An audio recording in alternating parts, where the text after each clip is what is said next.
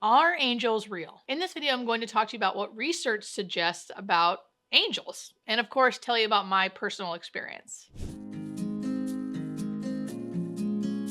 While there aren't a lot of formal scientific studies on angels, there is a lot of documentation about deathbed visions, which does include seeing angels. Like I've said before, studies have shown 50 to 80% of all people dying have experienced some kind of visitation. These visitations include seeing bright lights or glowing figures, describing beautiful things waiting for them, talking to unseen people in the room, reaching up towards something or someone and smiling. I've seen this a million times. And then saying things like, they're all here, or they're here waiting for me, or I'm not alone. Steve Jobs famously said, "Oh wow, oh wow, oh wow," right before he died. And what's so fascinating to me is this happens all over the world. This is a global phenomenon. This happens across all faiths, all cultures, all backgrounds. And I can say, as a nurse working in Los Angeles, I have seen many different people come from many different faiths say they are seeing things. So as many of you know, I believe I saw an angel.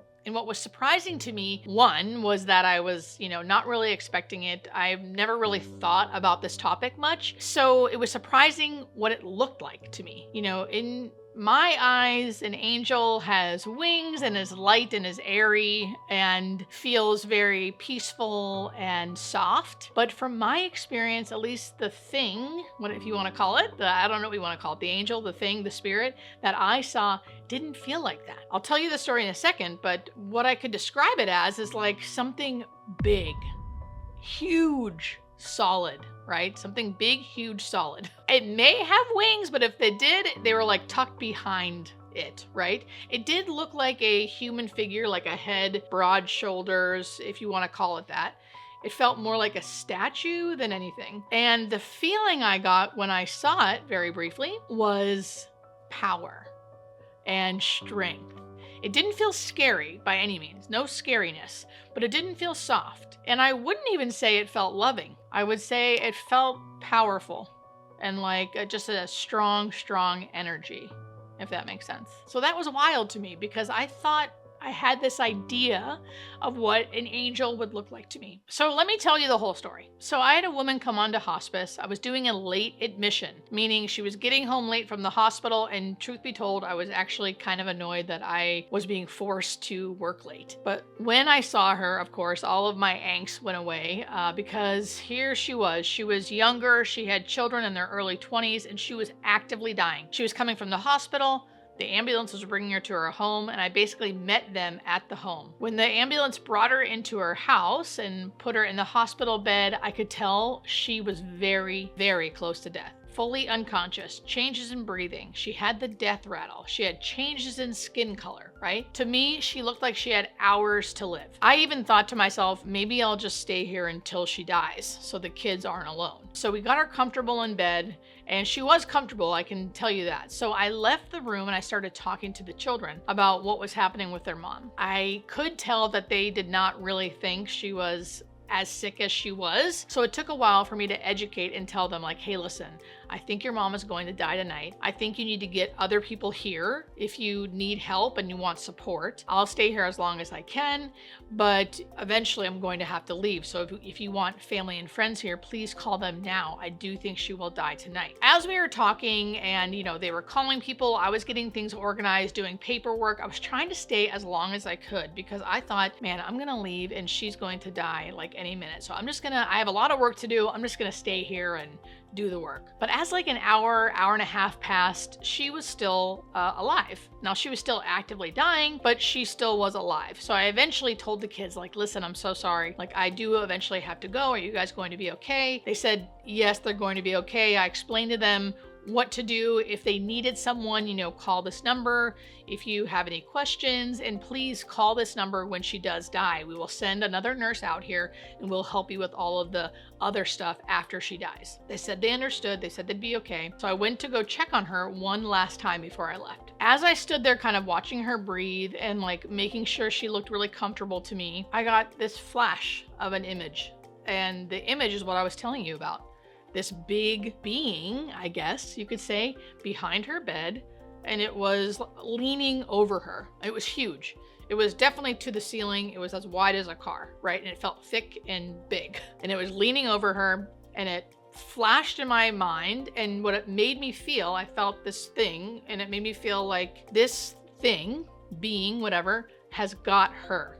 This is mine, it basically said to me, meaning she's mine. And it felt powerful and it felt strong. It didn't make me feel scared at all, but it did not feel warm and soft and fuzzy. I'll tell you that. Okay, so being the nurse that I am, who doesn't really even know if she believes in these things, I quickly pushed that out of my head and just thought that was like me making things up, right? I didn't give it a second thought.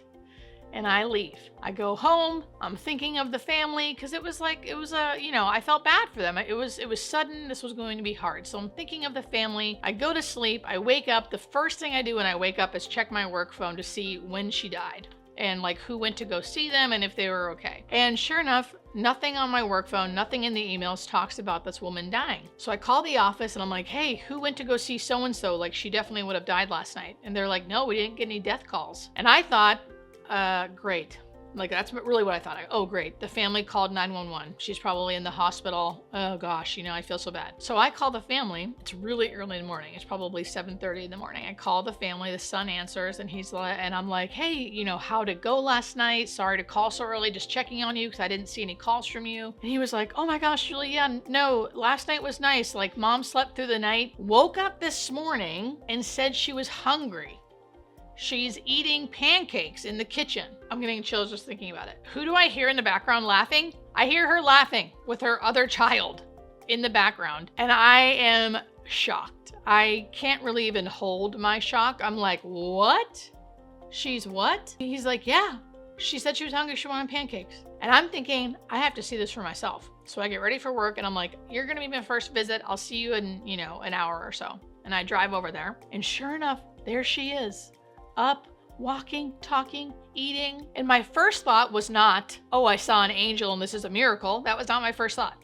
My first thought as a nurse was, oh my God, this is the biggest rally I've ever seen. I've never seen someone rally this big, right? She's gonna die any day now. So of course, I feel like it's an obligation for me to tell the children, like, don't get your hopes up. I think she's gonna die soon. And I do say that in so many words because I want them to expect that because that's what I thought was happening. But I was wrong. She did not die. She lived and lived well for the next 3 months, which for many people might not feel like that's a long time, but that's a very long time for someone who was actively dying. She was blue, like her brain was not oxygenating. Like there's no way you can biologically, scientifically come back from that. Meaning like there's no scientific reason for her to be able to come back from that. To me, that's a miracle. To me, she was a walking miracle. I could not believe what I was seeing. And then she lived well for another 3 months before she died very peacefully on hospice. So as I was leaving that visit, it popped into my head again about what I saw the night before and how I was so quickly able to push it out of my head and go, that didn't happen. I didn't actually see that. But once I saw her, living, and then I started thinking about, that is crazy. I did see that crazy image, right? And then a few days later when she wasn't dying and then she ends up living and living well, more and more I started being like, Julie, you know what you saw. And really, I didn't really know what I saw. I didn't know that angels would look like that, but that's what it felt like. It felt like, well, maybe this was her guardian angel. I don't know. And I never told anybody about that for years because I was too scared. The more and more I educate, the more and more I talk about this stuff, I just think it's important. I don't always have the answers. I don't really know if I saw an angel. I guess I'll never know, right? I feel like I did. I feel like I witnessed a miracle by her living. And then it's hard for me to say that without acknowledging the fact that before I left her room that night, something gave me an image in my mind of a being standing over her that gave me a message of, this is mine, she is mine, with a feeling of like power and strength and care. Yeah, I've come to the conclusion now that I think I saw an angel. And maybe there's different kinds of angels. Maybe some angels look like that. Some angels look like something else. I don't know. This has never happened to me since, right? But I always like to share that because I think it's a fascinating story. I think it's a fascinating part of end of life. I've had other patients who have said they see angels, right? I've heard many stories of people saying they have seen angels. So I think it's just important to at least discuss it. So with that, do you think angels are real?